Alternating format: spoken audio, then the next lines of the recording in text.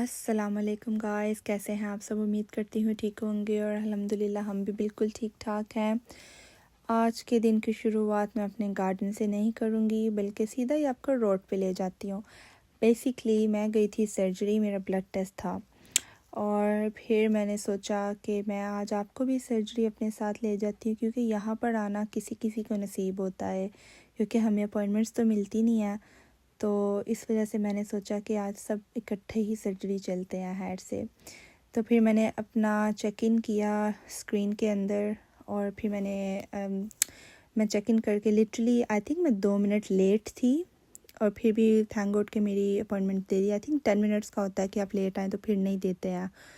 और फिर यहाँ पे मैंने सोचा मैं थोड़ी सर्जरी दिखा दूँ कि यहाँ पर इतना साफ़ और सुथरा इसीलिए क्योंकि अपॉइंटमेंट तो किसी को देते नहीं है, आने जाने तो देते नहीं, तो यहाँ पे खाली और साफ़ ही तो रहना है, गंद कहाँ से पड़ेगा। सो बेसिकली फिर मैं आई और आई थिंक लिटरली 5 से 7 मिनट मैंने वेट किया और फिर मुझे जो है नर्स बुलाने आ गया था।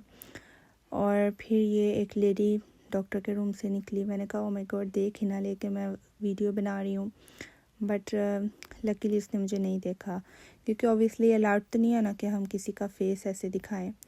और फिर यहाँ पे मेरा ब्लड टेस्ट हो चुका था और फिर बाहर जाने से पहले मुझे याद आया कि मुझे प्रिस्क्रिप्शंस भी देनी है, वो भी रिपीट प्रिस्क्रिप्शंस जो होती हैं वो दे के रिसेप्शन पे, तो उसके लिए भी मुझे क्यू में लगना पड़ा।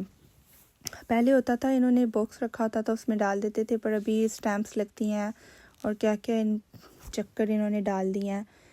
और बेसिकली फिर वो लेडी को दे के समटाइम ये फ्री बैठी होती हैं और ऐसे एक्टिंग करती हैं कि जैसे बहुत ही इनको काम पड़े हुए हैं।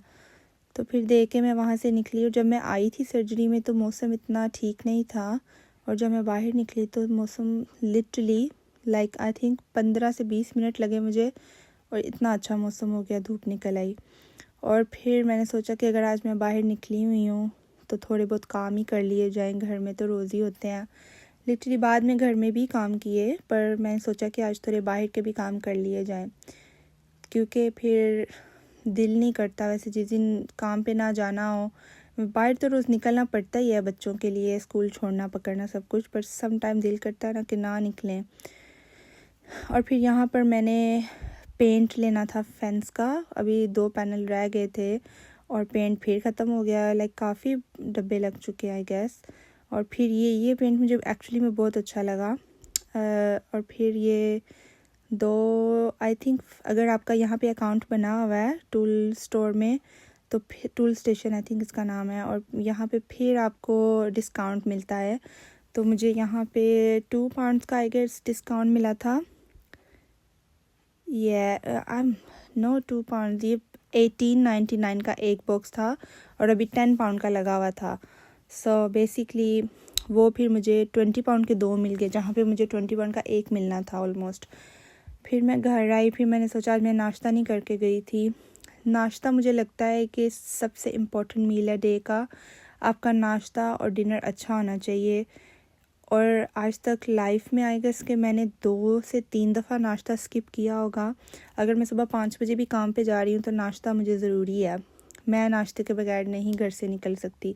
कुछ लोग होते हैं ना कि आफ्टरनून में जाके नाश्ता करते हैं, 12-1 बजे जाके करते हैं, मुझे उस टाइम तक मैं नहीं बर्दाश्त कर सकती। मुझे तो नाश्ता चाहिए और वो भी अच्छा वाला। काम पे जाने वाले दिनों में मैं कॉर्नफ्लेक्स ही खाती हूँ, बट जिस दिन मैं घर होती हूँ मैं मेक श्योर करती हूँ कि मैं अच्छा नाश्ता करूँ ताकि मेरा दिन अच्छा जाए, मुझे फ़ील हो कि हाँ मैंने अच्छा खाया है।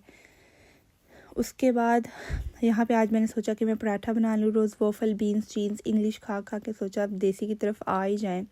जैसे कि आपको पता कल मैंने दाल बनाई थी और फिर दाल के साथ पराठा, तो क्या ही बात है उसकी।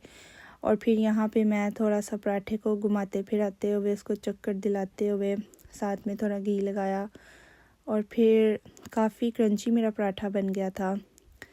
आई थिंक पाकिस्तान में तो हमने शायद सिर्फ रोज़ों में ही अम्मी बना के देती होती थी पराठे, क्योंकि वहाँ पे होती गर्मी थी तो इसलिए ज़्यादा खाए नहीं जाते थे। तो सर्दियों के रोज़े मुझे याद है जब हमने खाए थे, और यहाँ पर ज़्यादा सर्दी ही होती है तो इसीलिए फिर हम सर्दियों में मैं पराठे खा लेती हूँ, बट आई गेस अभी मैंने बहुत कम कर दिया। आई थिंक आपका एक टाइम होता है एक चीज़ें खाने का, और टाइम के साथ साथ आपका खाना पीना भी कम हो जाता है, और आपका कम हो जाता है, और आई थिंक इसीलिए आपको अच्छा खाना चाहिए। जब भी आप खाएं आप अच्छा खाएं, ये नहीं कि बिल्कुल लाइक फैंसी खाना खाएं, पर जो भी खाएं अपने दिल और दिमाग की तसल्ली के लिए। जैसे कि आज मुझे इस दाल ने ही इतना मज़ा दिया, ज़रूरी नहीं कि आप चिकन मटन और ये सब कुछ ही खाएं, इस दाल ने भी मुझे बहुत मज़ा दिया, साथ अचार। ओह माय गॉड, लिटरली बहुत बहुत मज़ा आया था मुझे। कल मैंने बनाई थी पर खाई नहीं थी। कल मैंने पता नहीं क्या खाया था, एक तो याददाश्त भी नहीं रहती अब सही क्या करें। बट यहाँ पे आज फिर मैंने दाल और पराठा खाया, उसके साथ अचार। मुझे लाइक खट्टी चीज़ें इतनी पसंद नहीं है, मैं अचार आइसक्रीम ये चीज़ें मैं खा नहीं सकती, बचपन से ही मुझे पता नहीं क्यों अच्छी नहीं लगती इतनी। बट फिर मैंने सोचा कि कभी कभी होना चाहिए, और ये अपना ख्याल रखते हुए मैंने अपनी विटामिन भी साथ में रखी। और ये होम ग्रोन स्ट्रॉबेरी है, किसी के गार्डन से मुझे मिली थी, तो मैंने कहा ये भी थोड़ी सी आपको दिखा दूँ। और नाश्ते की टेबल पे चाय ना हो तो वो क्या नाश्ता हुआ फिर। और फिर मैं ऊपर आके आज मैंने सोचा कि मैं आपको सीधा ही गार्डन दिखाती थी, तो आज मैं आपको कर्टन खोल के दिखा दूँ। और ऊपर जिस दिन जो मैं आपको पहले कपड़े गार्डन के दिखाती थी, मैंने आज ये धोया, तो वो फिर बंडल बनता जा रहा था, तो फिर मैंने सारे ऊपर रखे थे। और फिर सोचा कि मैं आज थोड़ा बहुत आपके सामने भी कर लूँ, जैसे पीछे से करती हूँ काम कैमरे के। और फिर आप लोग मुझे बताएं, ईद आने वाली है और आप सब लोगों की ईद की तैयारियां कैसी जा रही हैं? क्या आप लोगों ने ईद के कपड़े ले लिए अभी के नहीं, अभी ढूंढ रहे हैं? मैंने तो वैसे ईद का सूट ले लिया है, इस दफ़ा काफ़ी लास्ट मिनट पे छोड़ा, पर फिर भी मुझे 3 वीक पहले मिल ही गया। और आप लोगों को क्या लगता है कि ईद किस दिन की होगी? मंडे की ट्यूसडे? कुछ लोग कह रहे हैं संडे, कुछ लोग कह रहे हैं मंडे, कुछ लोग कह रहे हैं ट्यूसडे। अभी तो समझ में नहीं आ रहा है, क्योंकि हर कोई अपने तरह से बोलता है। कैलेंडर भी कुछ और बोल रहा है, गूगल कुछ और बोल रहा है, हर कोई कुछ और बोल रहा है, समझ में नहीं आती। यहाँ पे यही मसला रहता है, किस दिन काम से छुट्टी लें, ईद वाले दिन लें। अभी अगर आज छुट्टी ली तो कल ईद ना हो जाए, क्योंकि यहाँ पे छुट्टी भी एक ही मिलती है ना। हम पाकिस्तान के जैसे 3 दिन ईद मना सकते हैं। और अगर सम टाइम तो मोस्टली अभी भी मेरी फैमिली के 1-2 मेंबर्स हैं जिन्हें छुट्टी नहीं मिलेगी काम पे, उस दिन उन्हें जाना ही पड़ेगा, डज़न्ट मैटर कि ईद किस दिन की होती है। तो यहाँ पे अल्हम्दुलिल्लाह मैं जब से आई हूँ मैं इतनी लकी रही हूँ कि हर ईद पे मैंने छुट्टी मुझे मिल गई है। मैंने जहाँ पे भी काम किया है मुझे ईद पे छुट्टी मिलती ही रही है। मैंने शुरू से ही ये रूल रखा था कि ईद वाले दिन तो छुट्टी होनी ही चाहिए, क्योंकि यहाँ पे वैसे भी हमें कुछ करने को होता नहीं है ख़ास, तो बस रेडी होकर पिक्चर्स ही उतारनी होती हैं या खाना खा लेना होता है। तो इसीलिए अब जैसे बच्चे बड़े हो रहे हैं, अब उनको भी समझ आनी चाहिए कि ईद क्या है, हम इकट्ठे सेलिब्रेट करते हैं ये वो। सो बेसिकली इसीलिए मैंने शुरू से ये रूल रखा था कि यहाँ पर ईद जो है मैंने हमेशा छुट्टी लेनी है। और अभी तक भी ईद अगर मंडे हो या ट्यूसडे हो, मैंने मंडे की छुट्टी ऑलरेडी बुक कर ली है। तो सैटरडे का मुझे ये है कि मैं आराम से जो है काम पे चली जाऊँगी। और फिर संडे का तो डेफ़िनेटली मुझे लगता है ईद नहीं होने वाली है।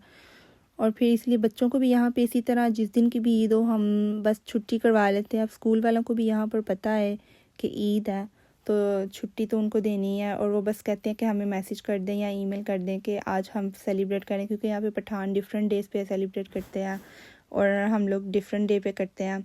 तो वो हमेशा हमसे एक दिन पहले ही ईद मना लेते हैं, तो इसीलिए फिर वो स्कूल वाले भी कंफ्यूज हो जाते हैं कि इनकी एक ही ईद ऐसे होती है तो फिर क्यों डिफरेंट डेज़ पे करते हैं। जैसे इंडियंस जो हैं वो होली या दिवाली जो मनाते हैं उनका एक ही डे स्पेसिफिक जो है वो बुक होता है कि इसी डे पे उन्होंने मनानी है। और क्रिश्चियंस का भी जैसे होता है, हॉलीडेज़ जो होते हैं वो इसीलिए उन्हें क्रिसमस पता उसी दिन मनानी है, एक डेट फिक्स है। पर हमारा हर से आगे पीछे होता रहता है, और जो जितना आगे पीछे होता है हमारे लोग अपने ही उतने कुछ टाउन्स के मुताबिक भी कभी कोई कभी मना रहा है, एक दिन पहले मना रहा है, एक दिन लेट मना रहा है। सो यहाँ पे इसीलिए सब बस कन्फ्यूजन में ही रहते हैं। और चांद हमारा जो है ना हर दफ़ा रात पहले ही एक निकलता है बस, तो उसी चक्कर में फिर हमारे खाने कभी डिफ्रोस्ट हो रहे होते हैं, कभी कुछ। और यहाँ पे मैंने बिल्कुल सब साफ़ कर दिया। मैं कहा क्या आपको इतनी बोरिंग में लंबी वीडियो दिखाऊं। फिर उसके बाद मैं छोटे को स्कूल ले लेंगे। और यहाँ पर आज मेरे बड़े वाले बेटे का फुटबॉल क्लब था, तो पहले मुझे छोटे को लेने जाना था और फिर 1 घंटे के बाद मुझे बड़े को लेने जाना था दोबारा। तो यहाँ पर फिर मैं इसको जब लेकर आई, पता नहीं ये क्या बात कर रहा था, और फिर इसको कुछ याद आया, कहता मम्मी वापस चलो गाड़ी में कुछ रह गया। मैंने कहा नहीं प्लीज़ अभी अंदर चलो, क्योंकि इसने फिर निकलना नहीं था, तो मैंने कहा बाद में ले लेंगे। और फिर आते साथ ही सबसे पहले इन्होंने गार्डन को हाज़िरी दी और फिर उसमें झूले में बैठ के, तो फिर मुझे आवाज़ें देनी पड़ती हैं चलो अब अंदर आ जाओ। और फिर ये उसके बाद मैं बड़े को लेने गई, ये पंगे ले रहा था, और फिर ये बेचारा जितना थक गया था, ये फुटबॉल क्लब जिस दिन होता है इसका ये इतना ज़्यादा टायर्ड हो जाता है ना, कह रहा था वॉक भी नहीं हो रही।